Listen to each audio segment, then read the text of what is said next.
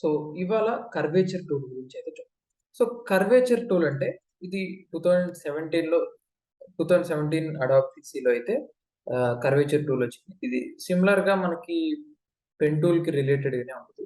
So ఇది ఎలా use అయ్యింది మనకి ఈజీగా బెండ్స్ క్రియేట్ చేయడానికి అనేది అయితే చూద్దాం. ఇది ఒక చిన్న టెక్నిక్ లాగా చూద్దాం. సో ఆల్ట్ క్లిక్ చేసి మనం ఎక్కడైతే పాయింట్స్ ఉన్నాయో మెయిన్ పాయింట్స్, సో అక్కడ మనం పాయింట్స్ ని పెట్టుకోవాలి ఫస్ట్. సో ఫస్ట్ మనకి మెయిన్ పాయింట్స్ ఎక్కడ ఉన్నాయో అక్కడ ఈ పాయింట్స్ ని పెడితే మనకి ఫస్ట్ ఇది అనేది క్రియేట్ అయింది. సో తర్వాత ఎక్కడి నుంచి ఎక్కడ క్రియేట్ చేయాలో అక్కడ మధ్యలో యాంకర్ పాయింట్ ఆ లైన్ యొక్క మధ్యలోకి సెలెక్ట్ చేసుకొని దాన్ని మనం డ్రాగ్ చేసుకోవచ్చు ఇలా. సో సేమ్ అలానే మనకి ఇక్కడ కావాలంటే ఇలా. సో అండ్ ఇక్కడ కావాలంటే సేమ్ అలానే ఇలా డ్రాగ్ చేసుకోవచ్చు పైన. సో ఎక్కడ పాయింట్ కావాలంటే ఇక్కడ కావాలంటే ఇక్కడ ఇలా డ్రాగ్ చేసుకోవచ్చు, ఇక్కడ కావాలంటే ఇక్కడ. సో ఎక్కడ కావాలంటే అక్కడ మనం దాన్ని డ్రాగ్ చేసుకొని అడ్జస్ట్ చేసుకోవచ్చు మన పాయింట్. సో నెక్స్ట్ ఇక్కడ ఇలా కావాలంటే ఇలా.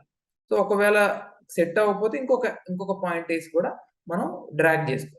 సింపుల్ గా మనం కర్వేచర్ టూల్ అయితే ఇలా యూస్ చేసుకోవచ్చు. మన ఎన్ని షేప్స్ ఉన్నా సరే, ఏ షేప్స్ ఉన్నా సరే ఈజీగా ఈ క్లౌడ్ అనేది ఈజీగా మనకి కర్వేచర్ టూల్ తో ఈజీగా సింపుల్ గా 2 minutes లో విత్ ఇన్ సెకండ్స్ లో మనం అయితే క్రియేట్ చేసాం క్లౌడ్ ని.